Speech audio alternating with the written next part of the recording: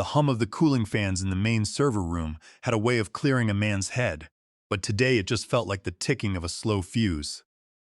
I stood by the primary server rack, checking the diagnostic lights on the database nodes. My name is Thomas, and I am 46 years old. For the last 9 years, I have been the senior systems specialist here at Apex Logics in Greensboro, North Carolina. I knew every line of legacy code, every fragile network bridge, and every emergency patch holding this digital architecture together.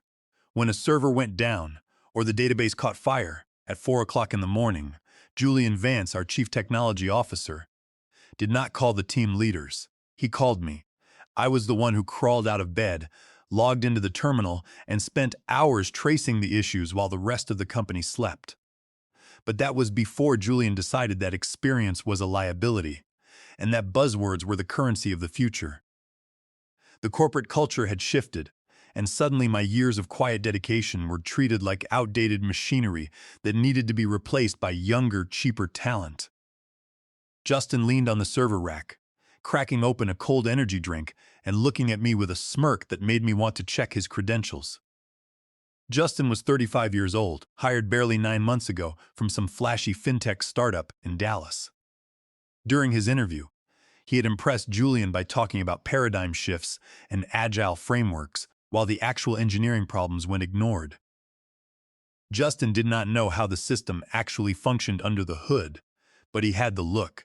He wore pristine white sneakers, talked with rapid-fire confidence, and threw around phrases like cloud-native infrastructure, zero-trust orchestration, and serverless failovers like he had personally patented them. He looked like the kind of guy who would write a blog post about engineering leadership without ever having resolved a database deadlock. He spoke to me like I was a guest in my own house. Someone who was simply loitering around the machinery. He took a slow sip of his drink and told me that I should head home for the evening because he had everything under control. From here, I did not move. He said it again, waving his silver can toward the monitor as if he had built the entire environment himself. I stayed silent, packed my things, and watched Julian Vance walk Justin into the main boardroom. Through the glass walls, I saw Julian holding a USB drive that contained my detailed server architecture diagrams. Those diagrams were the result of months of hard work, color-coded and meticulously labeled by me. Julian was pointing to the screen, claiming the design was his vision for the company's future infrastructure. Justin was nodding, smiling as if he were ready to implement his own version of it. It was a perfect corporate pantomime. Julian was promoting Justin to lead engineer, and he needed my work to justify it. Julian had not written a single line of production code since 2006 during the second term of the Bush administration. He had spent the last decade in meetings, managing budgets, and learning how to sound like a visionary, while relying on veteran engineers to keep the lights on. He was a manager who believed that if you talked loud enough and used enough slides, nobody would notice you did not know how to compile a program. He was completely out of touch with the actual codebase. I walked back to my desk in the bullpen, ignoring the chatter around the coffee machine. Before we get into the details of how this corporate structure began to fracture, take a second to share which city or state you are listening from in the comments. It always helps to know where the community is tuning in from, and it helps keep this channel going. The team reads every single note, and we appreciate the support. It means a lot to have you guys listening along as we build out this story. Anyway, I sat down at my desk and pulled up the system log. The legacy application server was bleeding uptime, and the error logs were filling with corrupted pointers. The development team was too busy celebrating Justin's promotion in the break room to notice the service degradation. I spent 7 minutes flat tracing the fault line, deployed a temporary patch, and left a single comment in the commit history. I wrote that they should not ignore the system README file next time. Nobody would see the note unless they actually audited the repository history, and I knew for a fact that nobody in leadership had looked at a commit log in years. As I left the building, I walked past the conference room again. Justin was still presenting my diagrams, talking about streamlined failover redundancy. Julian looked like a proud father, smiling and nodding at every word Justin spoke. I grabbed my laptop bag, walked past Justin's desk, and took the cold energy drink he had left behind. He had not earned the right to drink it, and he certainly had not earned the right to my job. I drove home in the quiet evening, knowing that the foundation of the company was starting to crack, and that I was the only one who knew where the fractures were. I had spent years protecting them from themselves, but I was done playing the silent guardian. The next morning started with the familiar click of a coffee maker, but the air in the bullpen felt different.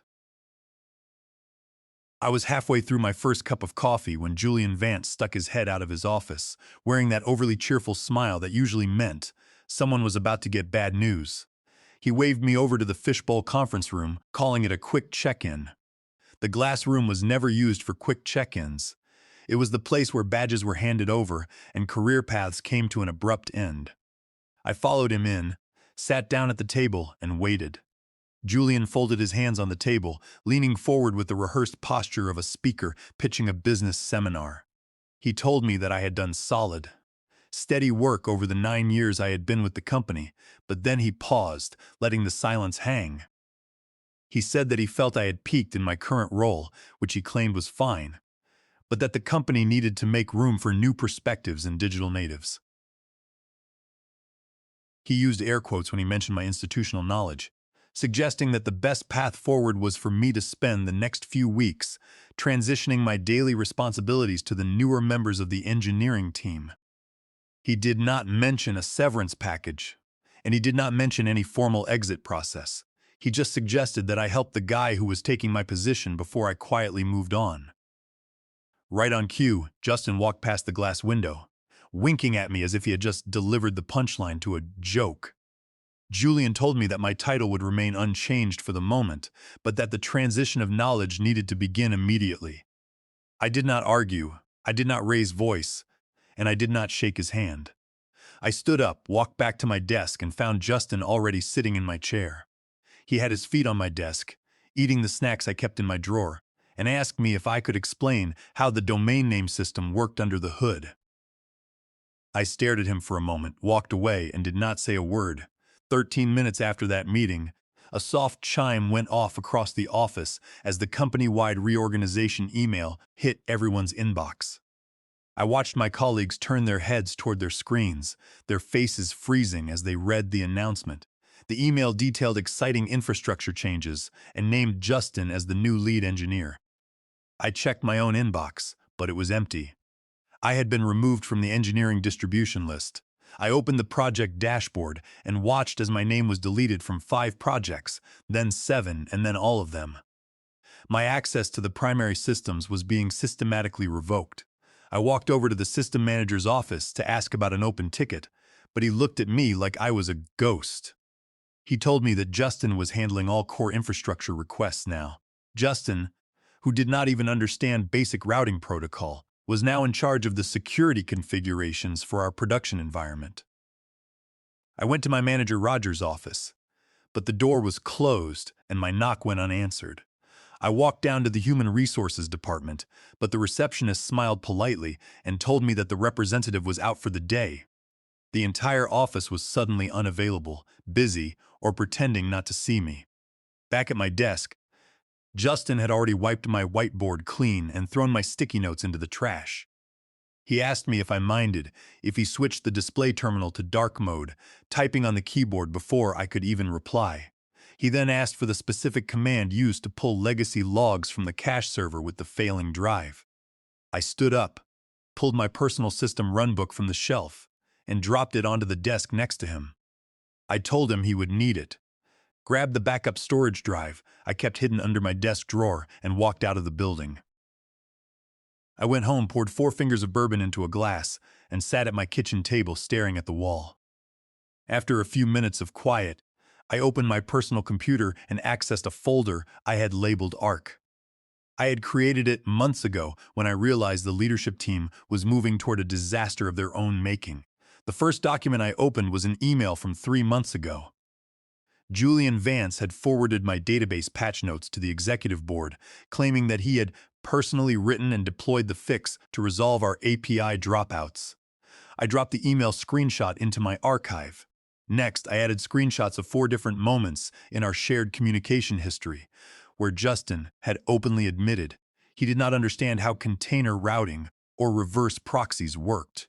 I compiled the server logs showing that every major hotfix over the last 9 years had been deployed from my user credentials, while Justin's name was completely absent.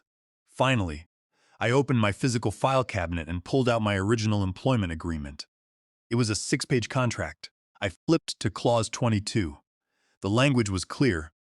Any termination of employment must be documented in writing within 96 hours, or the company would face substantial financial penalties.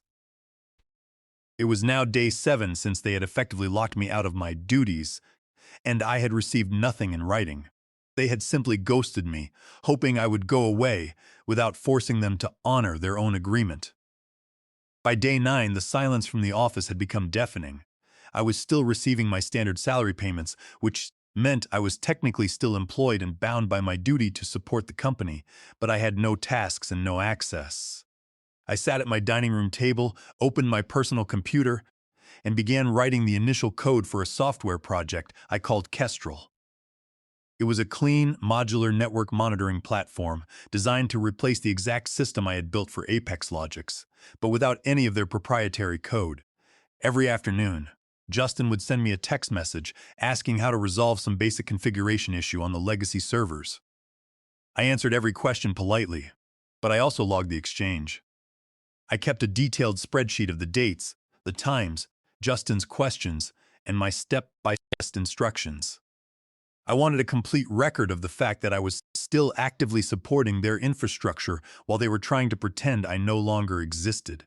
To prepare for my new venture, I cleared off my dining room table and set up my personal workstation. I wanted to ensure there was absolutely no crossover between my new code and the company's systems. I reset my personal Git configuration to use my private email address, ensuring my name would be attached to every single commit outside of their network. I worked in the evenings after the sun went down, listening to the rain beat against the glass and feeling the quiet satisfaction of building something that was completely mine. The 96 hours of suspension felt less like a punishment and more like a gift, giving me the time and space I needed to plan my exit strategy. At 3 o'clock that afternoon on day 10, my phone rang. It was a number I did not recognize. I answered, and the voice of Sarah from Human Resources came through the line, sounding brittle and forced. I could hear the hesitation in her voice, indicating that she had been instructed to handle this delicate situation, but felt deeply uncomfortable with the legal boundaries she was pushing. She told me that there had been a slight clerical oversight with my exit paperwork, and that they were working to resolve it as quickly as possible. She thanked me for my patience and mentioned transition support. I listened to her talk, and when she paused, I asked her to confirm if I was officially terminated. There was a long silence on the line before she answered that she would not use that word just yet, but that they would have something in writing for me soon. I hung up the phone. I knew exactly what they were doing. They were trying to keep me on the hook without paying severance, hoping I would simply walk away and find another job, which would save them $75,000 in contractually mandated buyout costs. They thought they could pressure me into resigning by leaving me a state of professional limbo. I called Donald Miller, a veteran labor lawyer in Greensboro who had a reputation for dealing with corporate contract disputes.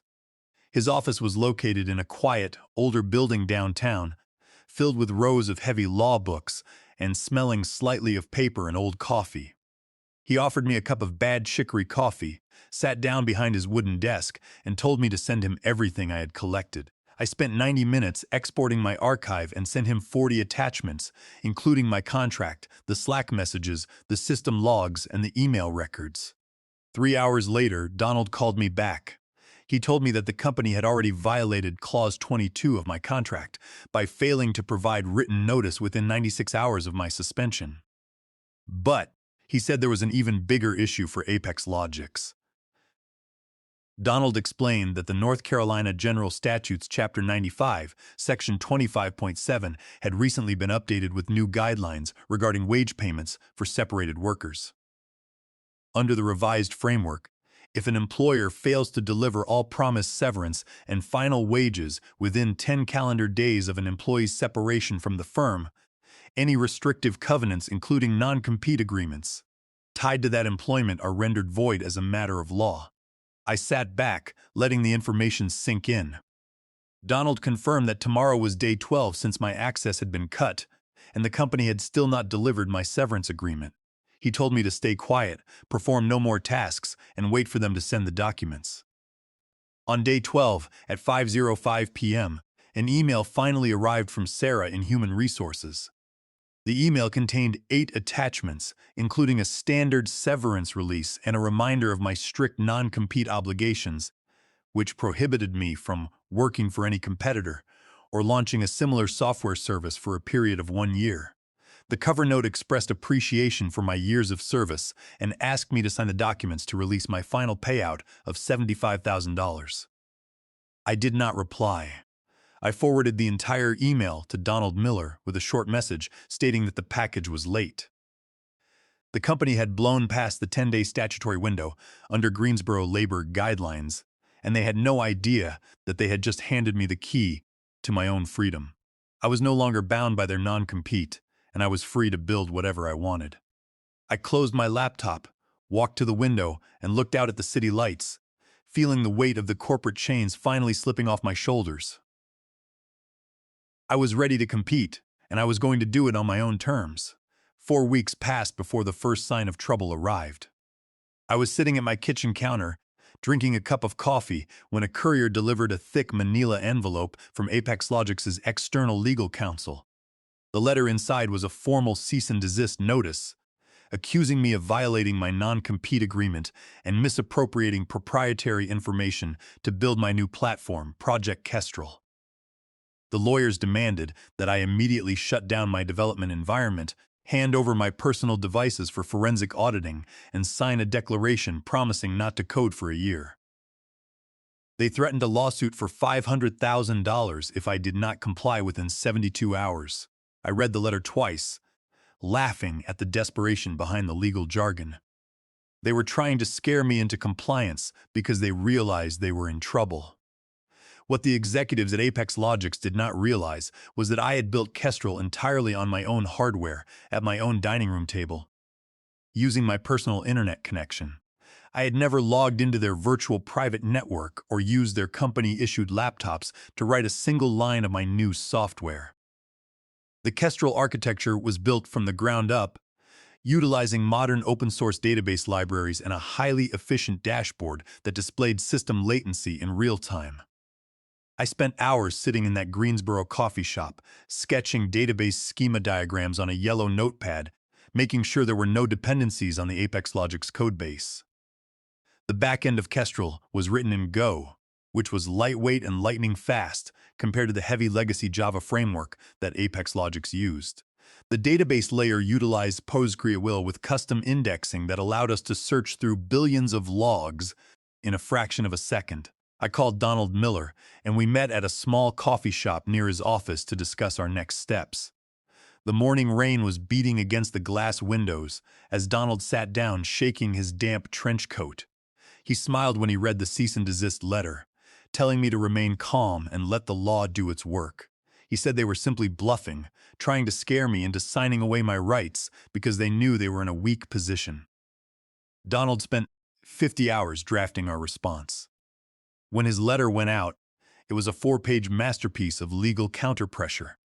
He cited the North Carolina General Statutes, Chapter 95, Section 25.7, attaching the metadata that proved the company had delivered my severance package 12 days after my separation, thereby voiding the non-compete agreement as a matter of state law.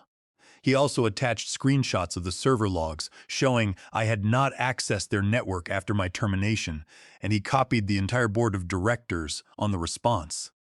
He explicitly pointed out that their attempt to enforce a void agreement constituted tortious interference with my prospective business opportunities, and that any legal action they filed would be met with an immediate counterclaim for damages.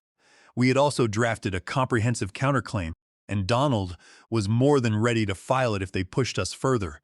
Within 3 days, the silence from Apex Logics was broken by reports from my former colleagues. The company's infrastructure was beginning to fail. Justin had tried to deploy a major update to the production servers, but because he did not understand the underlying routing protocols, he had botched the deployment. He had run around the office in a panic, sweating and shouting into his phone as he tried to resolve the issue. In his confusion, he attempted to reboot the database hardware manually, which caused a massive index corruption. The system went offline completely, and Apex Logics lost 3 major clients in 72 hours due to the extended downtime. My former colleague Daniel called me from the break room to describe the chaos, laughing as he told me that Justin was on the verge of tears. Meanwhile, my work on Kestrel was gaining momentum. I had demoed the prototype to an investment group called Ironwood Capital a month ago, and they reached out to me with an offer of $1,500,000 in seed funding to launch the product. They saw the potential of a stable, reliable platform that actually worked under heavy load.